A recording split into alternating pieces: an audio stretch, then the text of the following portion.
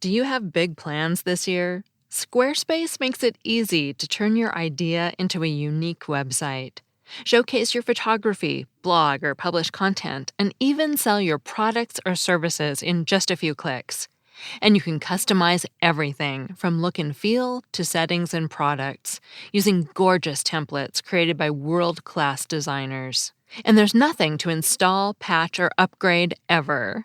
Head to squarespace.com for a free trial, and when you're ready to launch, use the offer code GRAMMAR to save 10% off your first purchase of a website or domain.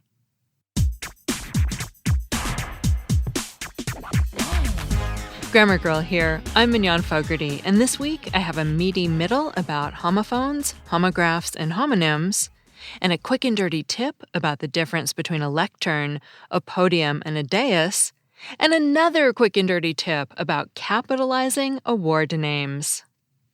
The Screen Actors Guild Awards were a couple of nights ago. They're more commonly called the SAG Awards, and they had a doozy of an error on Judi Dench's name card. She was nominated for an award called Outstanding Performance by a Female Actor in a Leading Role for her work in the movie Victoria and Abdul. But instead of spelling it R-O-L-E for roll, they spelled it R-O-L-L, like the bread. I'm a complete sucker for silly jokes, so I loved all the tweets that followed. These are just a few. Ethan J. Sachs tweeted, "Once again, she's the toast of Hollywood." Andy Orrock tweeted, "Finally, payoff for all those upper crust portrayals." Jeff, who goes by Music Psych, gets extra points for using references to bread in 2 languages by tweeting, "Don't pan her performance. She really rose to the occasion." Pan is bread in Spanish. And finally, Mike Davidson capped it off with a quick, "Bread jokes get so stale."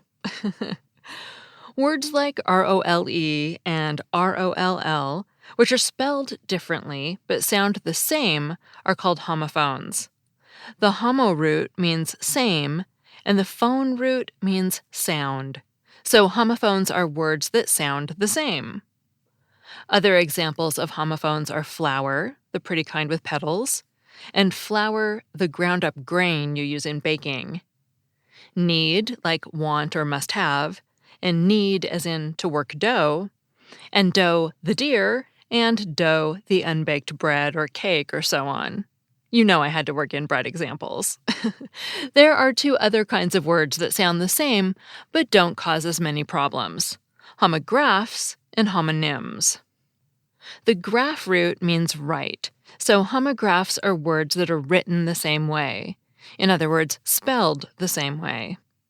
They can be pronounced the same way, like match, the thing you strike to start a fire, or match, meaning to pair 2 things together, or can, the verb that means to be able to do something. Squiggly can bring confetti to the party, and can, which is often a container for soda or energy drinks. Or homographs can be pronounced differently, like tears, the liquid that seeps from your eyes, and tears, the act of ripping something apart. Or minute, meaning tiny, and minute, meaning 60 seconds. Homographs often have different origins.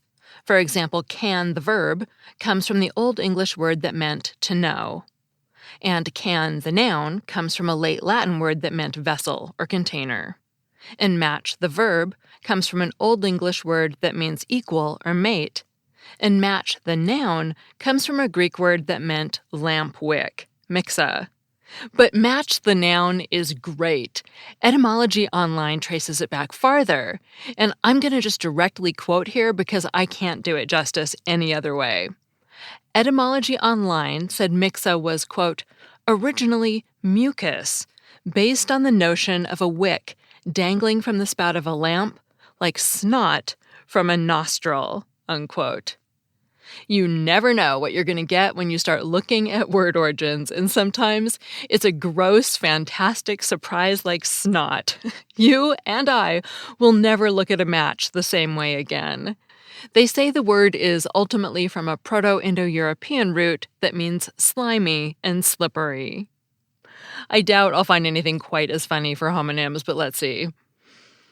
Nope, it's actually just tricky. The homonym root means name.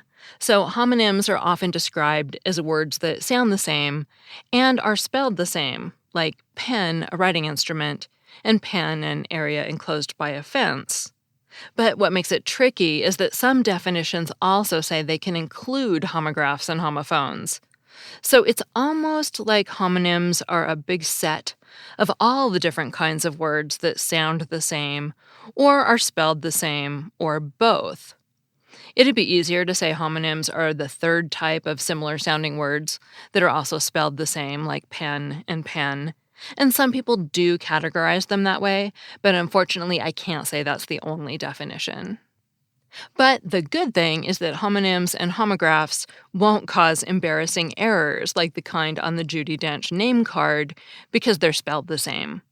But spell check will not save you from homophone mix-ups like roll, R-O-L-L, and roll, R-O-L-E.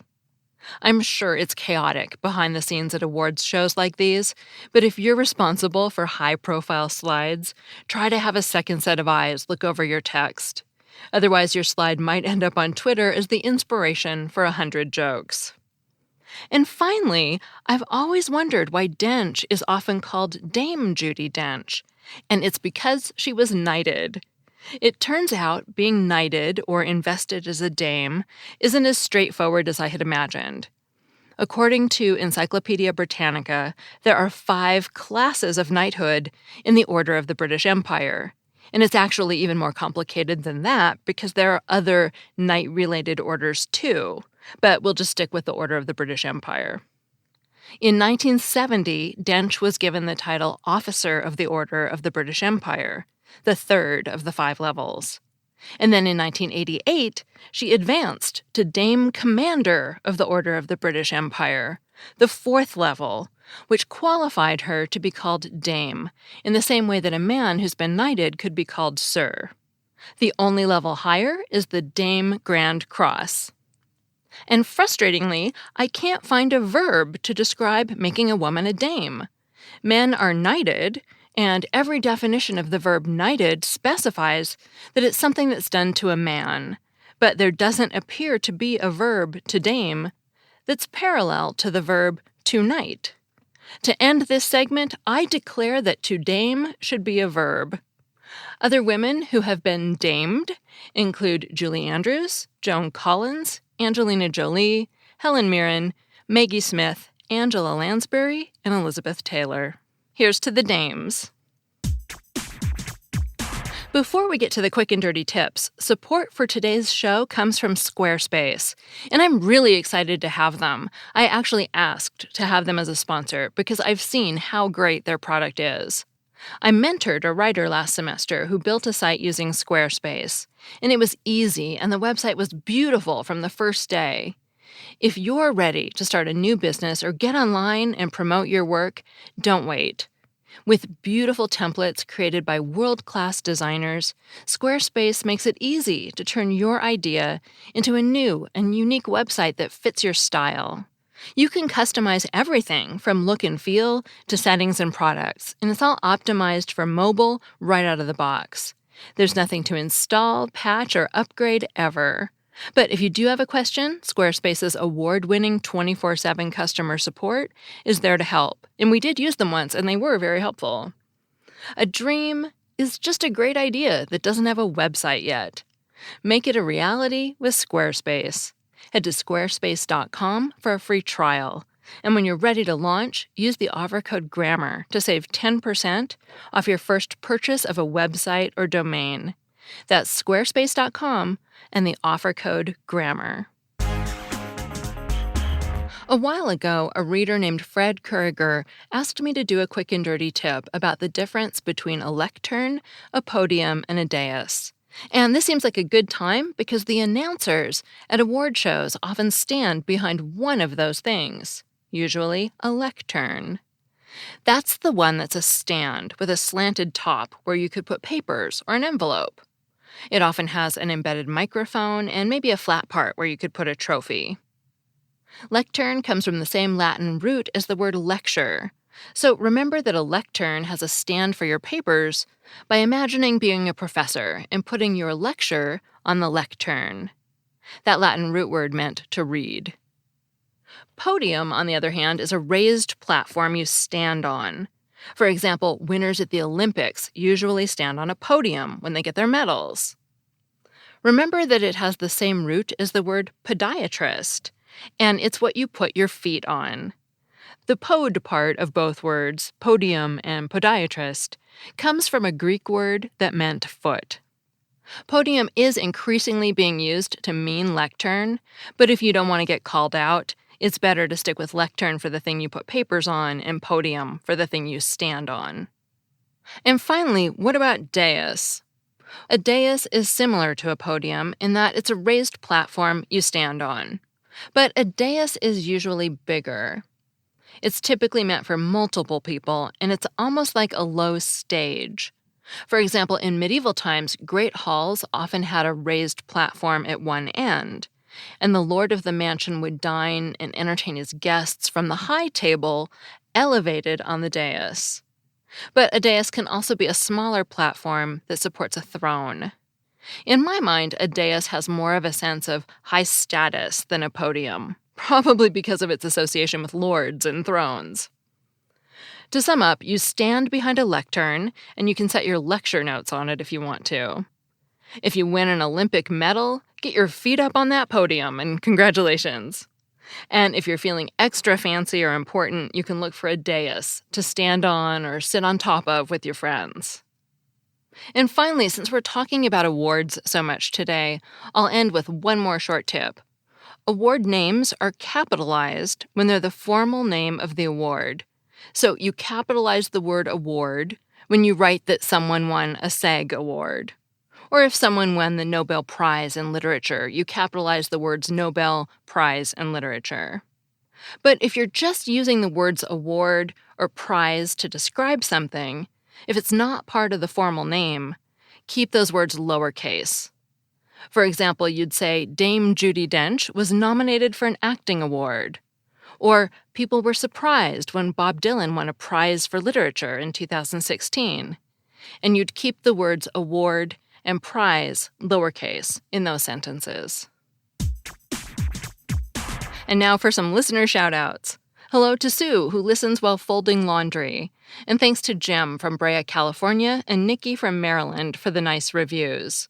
And also Sweetmore Toddborn and V. Walker, who left great podcast reviews. I especially love to hear that you recommend the podcast to other people, V, because that's still one of the best ways to get the word out. If you have friends who don't listen to podcasts, show them how.